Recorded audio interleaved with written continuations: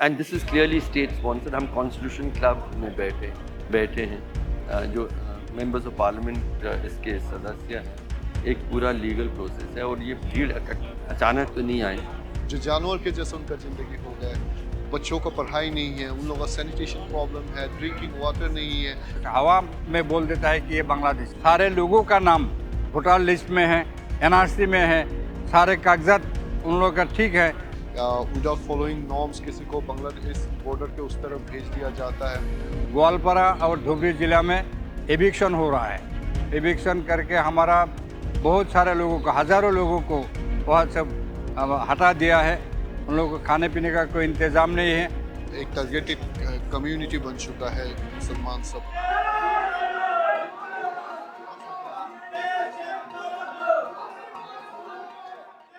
Sir, जो असम के अंदर मुस्लिम लोगों पर ज्यादती हो रही है, खासतौर बांग्लादेश जो बांग्लादेशी कहकर उनको बाहर भेजा जा रहा है, क्या कहेंगे इस पर? नहीं, देखिए, एक कानूनी प्रक्रिया है। और कानूनी प्रक्रिया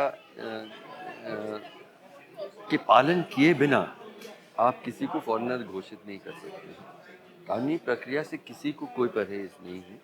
बिल्कुल होना चाहिए। जैसे चीफ जस्टिस अभी बोले, बहुत ज़रूरी है कि right to life and liberty वो सिर्फ नागरिकों के लिए नहीं है, हर इंसान के लिए है।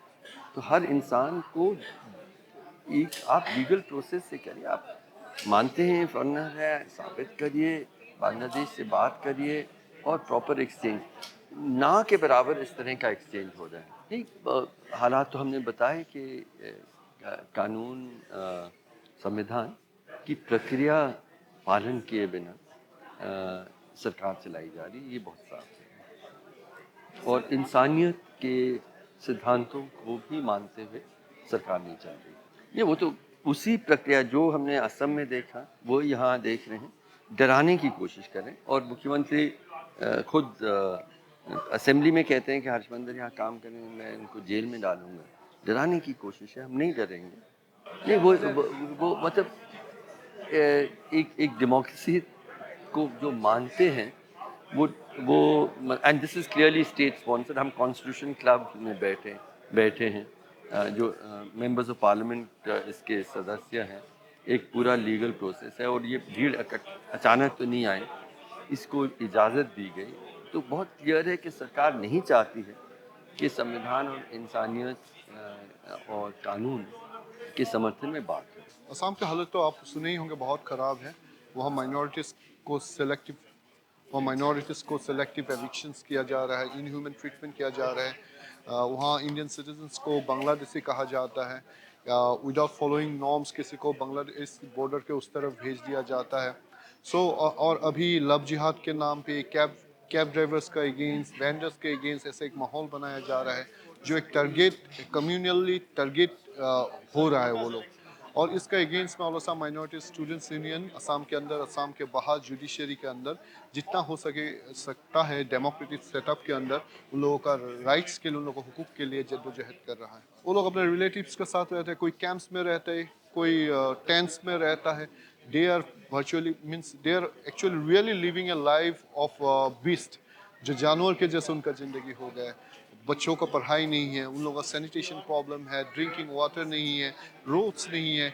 वो अब जानवर के जैसे वो लोग रह रहे हैं। जहाँ रहते हैं वहाँ टेंट भी तोड़ दिया जाता है। So you can imagine the harshness situation they are being put in. अब वो तो पूरा हिंदुस्तान में ही चल रहा है। एक टारगेटेड कम्युनिटी बन चुका है मुसलमान सब का। और अभी आसाम में पहले ये सिचुएशन नहीं था। जिसका भी जो धर्म हो, 25 मार्च 1971 के बाद में जो आता है उसको देश छोड़ के जाना होता है। लेकिन अभी जो सिटीजनशिप अमेंडमेंट एक्ट के बाद ये एक रूल बन चुका है अभी एक, कि जो हिंदू बांग्लादेशीज है, जो डिक्लेयर्ड फॉरेनर्स है या जिनका ट्रायल चल रहा है, वो लोग रहेंगे। और बाकी जो इंडियन जो मुस्लिम्स है उनको ही प्रूफ करना होगा। असम में जो चीफ मिनिस्टर है हिमंत बिश्व शर्मा, वो चीफ मिनिस्टर ने हमारा जो जितना माइनॉरिटीज़ है असम में, मुसलमान हैं, उन लोगों को टारगेट किया है। और हर दिन हर रात वो नई नई प्लानिंग करके एक नई मुद्दा निकलता है। और हमारा मुसलमान के खिलाफ वो साजिश कर रहा है और हेट स्पीच दे रहा है। हमको कैसे दबा सकते हैं, असम से कैसे वो बांग्लादेश भेज सकता है, इसका प्लानिंग कर रहा है। वो वहाँ हमारा मुसलमान पर हैरेसमेंट हो रहा है। अपर असम में वो कुछ गुंडा आदमी को लगा दिया है हमारा खिलाफ। हमारा जितना आदमी अपर असम जाता है, जो लोअर असम का मुसलमान है, वो काम करने के लिए जो अपर असम जाता है, वो आदमी को वहाँ अरेस्ट करके उन लोगों ने कन्फाइन करके हमारा आदमी को बहुत परेशान करता है, वहाँ से निकाल देता है, मारता है। ऐसा हो रहा है। और लोअर असम में ग्वालपारा और धुबरी ज़िला में एविक्शन हो रहा है। एविक्शन करके हमारा बहुत सारे लोगों को, हज़ारों लोगों को वहाँ से हटा दिया है। उन लोगों को खाने पीने का कोई इंतज़ाम नहीं है, कोई मेडिकल फैसिलिटी नहीं है, बच्चों का कोई पढ़ाई का इंतज़ाम नहीं है, कुछ फैसिलिटी गवर्नमेंट का तरफ से नहीं दे रहा है।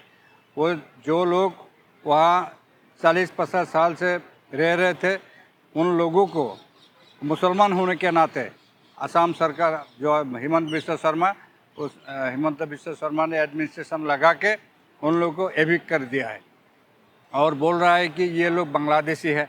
बांग्लादेशी कैसे है? उन सारे लोगों का नाम वोटर लिस्ट में है, एनआरसी में है, सारे कागजात उन लोगों का ठीक है।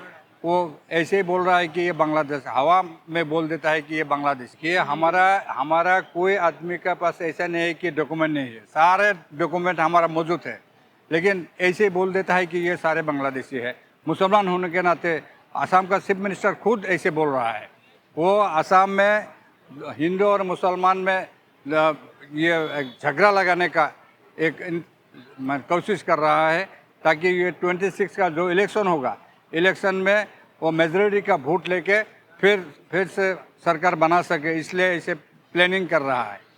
वो ऐसे भी ये भी बोला है, जब मैं इस्लाम को मैं बर्बाद कर दूंगा, इस्लाम को मैं ख़त्म कर दूंगा, मुसलमान को ख़त्म कर दूंगा, ख़त्म हो जाना चाहिए कोरोना जैसा, ऐसे बोल रहा है असम का चीफ मिनिस्टर।